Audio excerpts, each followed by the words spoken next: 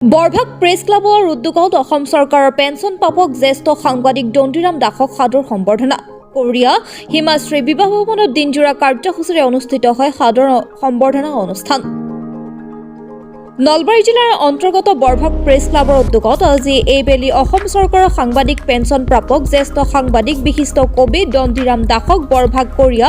বিজুলীঘাটৰ হিমাশ্ৰী বিবাহ ভৱনত দিনজোৰা কাৰ্যসূচীৰে আয়োজিত এক গাম্ভীৰ্যপূৰ্ণ অনুষ্ঠানত সম্বৰ্ধনা জনোৱা হয়। তদুপলক্ষে প্ৰেছ ক্লাবৰ সভাপতি আব্দুল কাদেৰ আহমেদৰ সভাপতিত্বত অনুষ্ঠিত সভাখন উদ্বোধন কৰি সদৌ অসম সাংবাদিক সন্থাৰ সম্পাদক নকুল তালুকদাৰে সভাখনত বন্তি প্ৰজ্বলন কৰে। গুৱাহাটী উচ্চ ন্যায়ালয়ৰ অধিবক্তা পৰেশ চন্দ্ৰ কলিতাই সভাত আমন্ত্ৰিত অতিথি হিচাপে উপস্থিত থাকে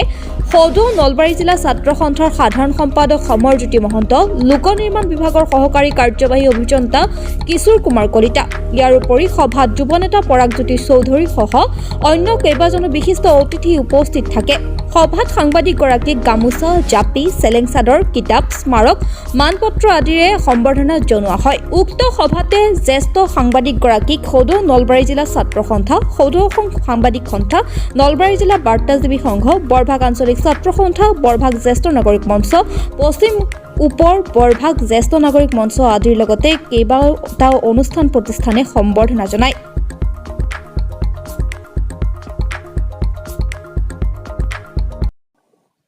সুদীৰ্ঘ সময় সাংবাদিকতা কৰি থকাৰ পিছত অসম চৰকাৰে এইবেলি সাংবাদিক পেঞ্চন প্ৰদান কৰিছে আৰু সেই উপলক্ষে আজি বৰভাগ প্ৰেছ ক্লাবে মোক সম্বৰ্ধনা জ্ঞাপন কৰে আৰু সম্বৰ্ধনা জ্ঞাপন কৰে লগতে বিভিন্ন দল সংগঠনেও এই সম্বৰ্ধনা জ্ঞাপন কৰে আৰু এই ক্ষেত্ৰত মই যথেষ্ট সুখী হৈছোঁ আৰু বৰভাগ প্ৰেছ ক্লাবে আগন্তুক দিনতো এনেকৈ যোগ্যজনক সন্মান দিব বুলি মই আশা কৰিছোঁ।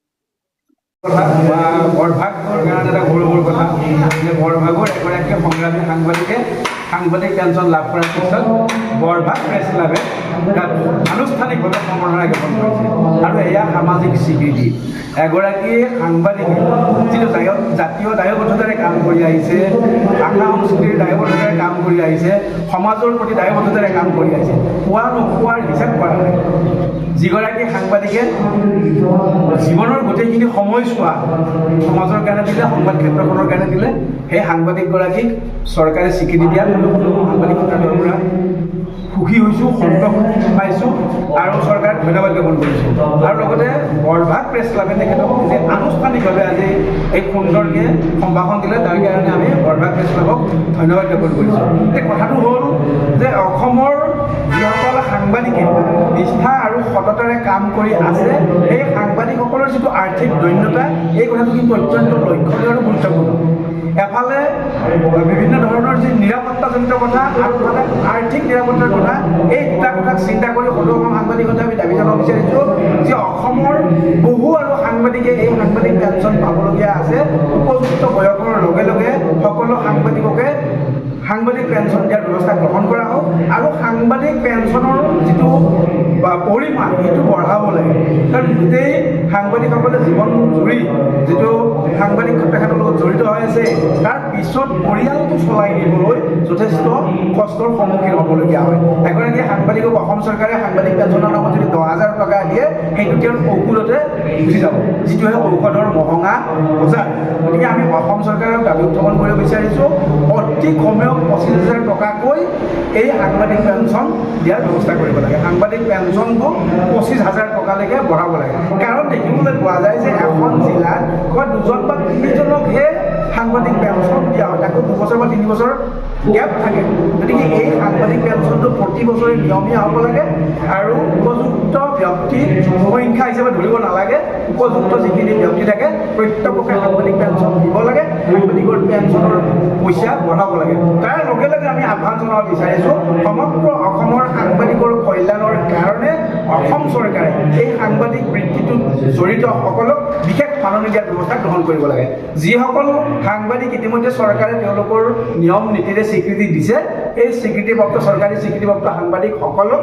অসম চৰকাৰে প্ৰতি মাহে এককালীন সাহায্যৰ এটা ব্যৱস্থা কৰিব লাগে বিশেষ মাননিৰ ব্যৱস্থা কৰিব লাগে ইয়াৰ লগে লগে মাজিঠীয়া সম্পৰ্কত কিমান দূৰ আগবাঢ়িছে সেই সম্পৰ্কতো চৰকাৰে কিছু পদক্ষেপ গ্ৰহণ কৰিব লাগে আৰু তাৰ সমান্তৰালকৈ আমি ক'ব বিচাৰিছোঁ যে চিকিৎসাৰ ক্ষেত্ৰত বহু সাংবাদিকে যথেষ্ট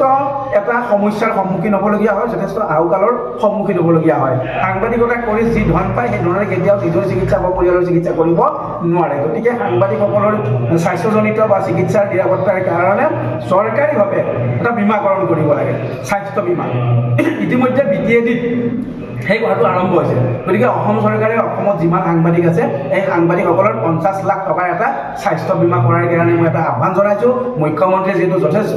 হিতাধিকাৰী আঁচনি আনি আছে হিতাধিকাৰী সৃষ্টি কৰি আছে সাংবাদিকৰ হিতাধিকাৰীৰ কাৰণে সাংবাদিকৰ কল্যাণৰ কাৰণে তেনেকুৱা আঁচনি গ্ৰহণ কৰক আৰু যি এই স্বাস্থ্য বীমা আঁচনি এইটো ৰূপায়ণ কৰক এই কথাকেইটা আজি মই